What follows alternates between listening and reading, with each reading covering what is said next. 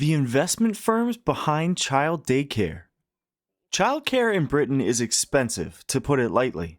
Working parents are paying over £150 a week for part-time nursery. That's over £7,800 a year per child. It's a story that's all too familiar in the UK, which has some of the highest childcare costs in Europe. Wages aren't keeping up.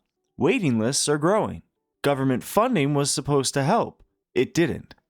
The $43 million plan to test free childcare hours has been cancelled ahead of the national rollout. But what if I told you that behind those bright nurseries with the cheerful staff, there's a different story? Pension funds and private equity firms are buying up nurseries across the country. Not because they care about children, but because the business model works. The UK childcare market is worth £5.7 billion. Parents are struggling to afford it. Yet for investors, nurseries have become a reliable asset. So how did caring for children become an investment opportunity? And why are families still paying more despite years of government promises? The latest survey carried out by charity Pregnant Then Screwed found that childcare in the UK can consume up to 75% of household income. The squeeze on working parents. Ask most people why nursery fees are high, and they'll say running a nursery is expensive. They're not wrong, but that's only half the truth. The bulk of every nursery's budget goes to staff. Early years education is staff intensive by law. The UK requires strict ratios. 1 adult for every 3 children under 2. 1 for every 4 children aged 2. 1 for every 8 children aged 3 or older. You can't cut corners. Wages pile up. Then come employer national insurance contributions, pension costs, training requirements, premises rent, utilities, insurance, regulatory compliance. These are real costs, and nobody disputes them. But here's where it gets complicated. The government funds so-called free hours for children aged 3 and 4. In 2025, the national average hourly funding rate sits around £6.12 per hour. On the surface, that sounds reasonable. Except providers say the actual cost per child per hour runs far higher, especially for younger children, where ratios are tighter and costs pile up faster. The funding doesn't cover what it actually costs to deliver the service. So providers face a choice: absorb the loss or charge parents top-up fees. Most choose the latter. And it gets worse. Between 2018 and 2024, the number of registered nurseries in England fell. The decline hit hardest among not-for-profit providers, the ones more likely to operate in deprived areas.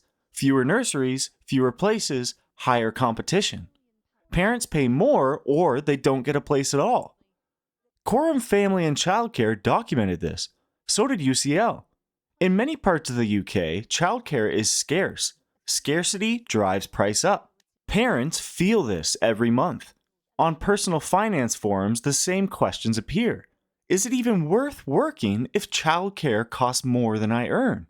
Some parents reduce their hours, some leave the workforce entirely.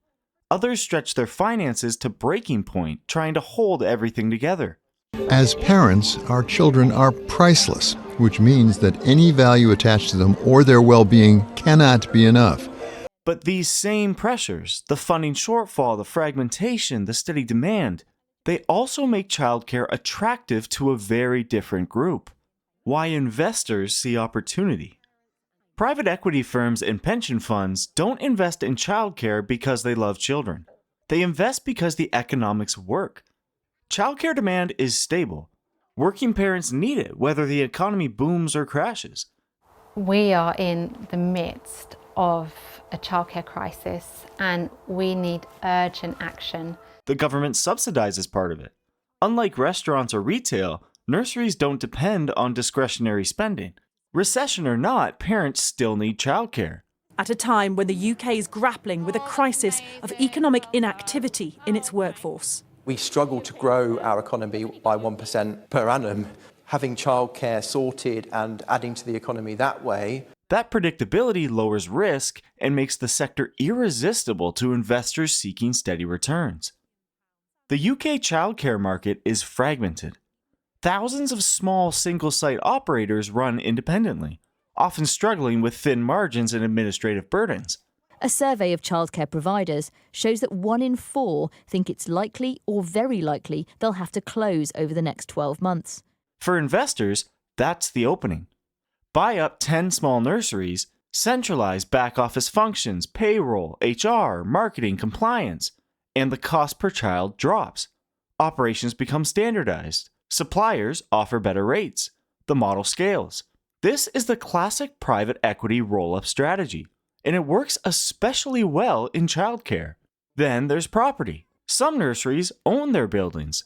Others operate on long leases. For investors, the property itself becomes part of the deal. Sale leasebacks, redevelopment potential, asset management. These add another layer of return beyond operational cash flow. Industry brokers like Christie & Co. reported heightened acquisition activity in 2024 and into 2025. Deals kept happening even as interest rates rose and macroeconomic conditions shifted. Investors still saw value. The money kept flowing. And these aren't shadowy hedge funds operating in the darkness. Ontario Teachers' Pension Plan owns the majority of Busy Bees, one of the UK's largest nursery chains. In 2013, Ontario Teachers' Pension Plan purchased a majority stake in Busy Bees, a UK-based early education provider. Bright Horizons, a global consolidator, expanded in the UK by acquiring chains like Kids Unlimited. These are real companies managing real nurseries where real children go every day. The money is flowing. The deals are closing. But as ownership shifts, what actually changes for families on the ground? The broken promise of access. New research from UCL, funded by the Joseph Rowntree Foundation, found something striking. Private equity-backed nurseries are more likely to open in wealthier areas.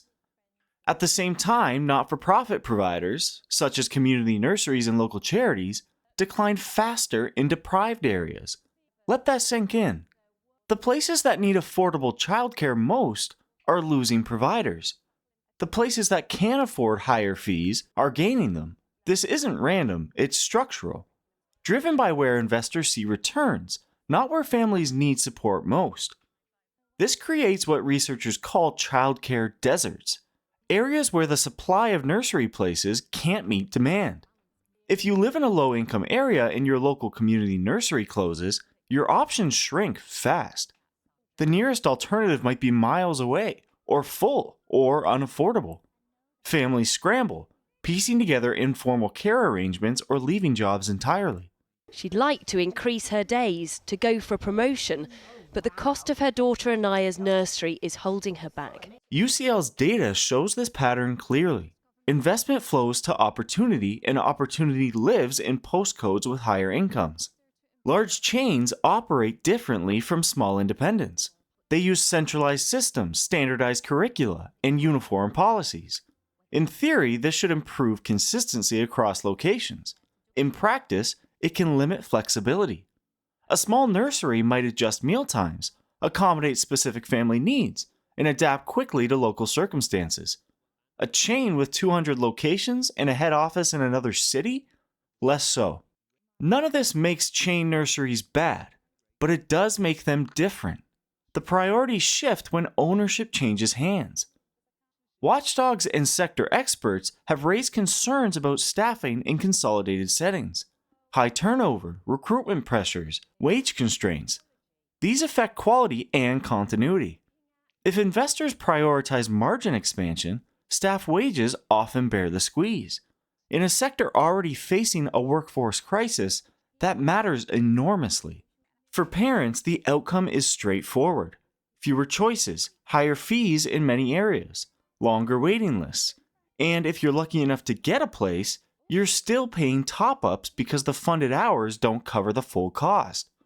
When it comes to childcare in this country, it is a postcode lottery. With years of underfunding, finding affordable and available nursery places is a real struggle for most parents. Some parents report the service quality remains fine. Others notice changes, higher turnover, less communication, and more standardization. It varies from chain to chain, from nursery to nursery. But the economic pressures? Universal.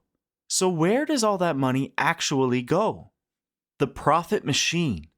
A nursery's revenue comes from three main sources: government-funded hours, fee-paying places for unfunded hours, and top-up charges. The balance between these determines profitability.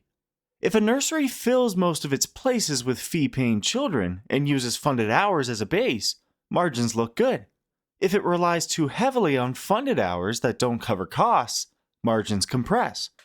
The difference between profit and loss often comes down to this mix. The same inputs that drive parent fees also squeeze provider profits. Staff wages rose, employer national insurance contributions increased, energy costs spiked, regulatory compliance added an administrative burden. And the big one, the funding gap. If the government expands free childcare entitlements without increasing per-hour funding rates proportionally, providers absorb more underfunded places. That's a direct hit to the bottom line. Recent policies expanded free childcare to younger children and for more hours. That increases demand, which sounds positive, but it also increases the proportion of each nursery's revenue that comes from underfunded government contracts. Unless funding rates keep pace with costs, and providers argue they don't, expansion policies make the sector less profitable, not more. Now you might think investors would walk away, but private equity typically targets exits within 5 to 7 years. Pension funds take longer views, measuring returns across decades. Both need stable margins to justify the investment. If margins erode because of policy changes or wage inflation, future consolidation slows. Deals become harder to justify. The money moves elsewhere.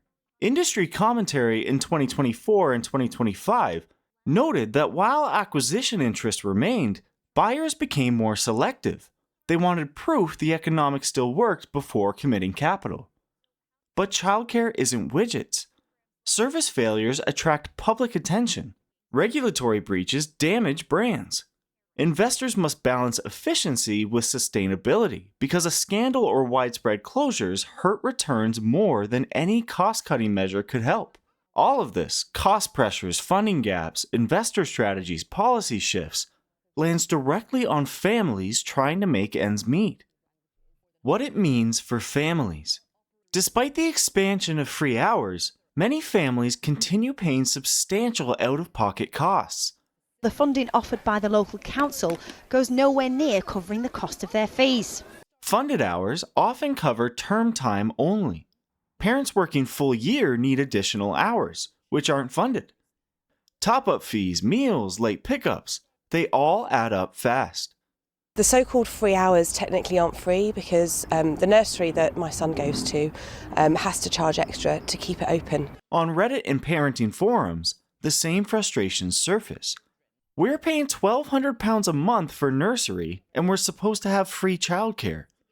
The policy design creates confusion and disappointment, a gap between what was promised and what families actually experience. Of free childcare to these parents. And therefore they should basically stump up enough money to be able to provide this offer. Or they should be honest and say to parents, there's not enough money in the system, therefore we'll give you a contribution. We didn't make the offer, government did, so it's their responsibility to make sure that it works. In areas where small providers close and investment-backed chains don't replace them, families face fewer options and longer waits. Quorum's survey documented this. UCL's research quantified it. The geography of childcare provision is increasingly unequal, splitting Britain into areas with choices and areas without. If you live in a wealthier area, you have options. If you don't, you might not. In the richest 20% of councils, we predict for every 100 children wanting free hours, there will be an average of 127 places. But in the poorest areas, we calculate for every 100 children wanting those funded hours, just 96 childcare places on average. That's the reality for thousands of families. The challenge is clear. Expanding entitlements increases demand, but unless funding rates match real costs, providers get strained and costs get pushed back onto parents. The government has adjusted funding rates and pass-through rules, attempting to close the gap, but the core tension remains, unresolved and intensifying. we will introduce 30 hours of free childcare, not just for 3 and 4-year-olds, but for every single child over the age of 9 months. It's a package worth, on average, £6,500 every year for a family with a 2-year-old child using 35 hours of childcare every week, and reduces their childcare costs by nearly 60%. This isn't a market failure in the traditional sense. It's a policy design problem meeting a financialized market. And the people caught in the middle? Working parents, forced to choose between careers and care, between paying bills and affording childcare. She'd like to get back to work, but the cost of decent local childcare means financially it would be a struggle.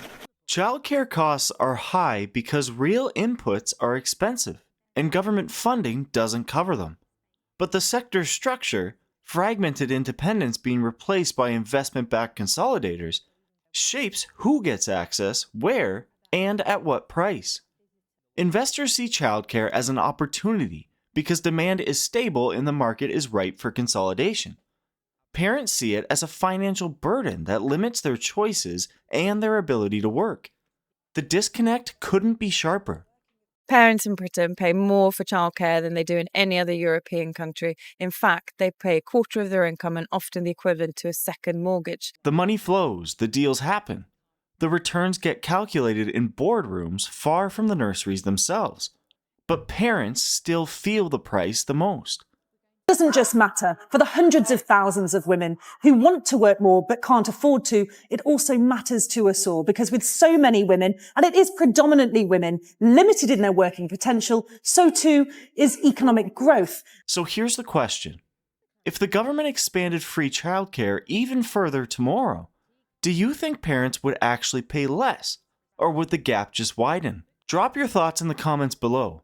If you found this breakdown useful, hit that like button, share it with someone who needs to see this, and subscribe for more videos breaking down the systems that shape our lives. Turn on notifications so you don't miss what's next.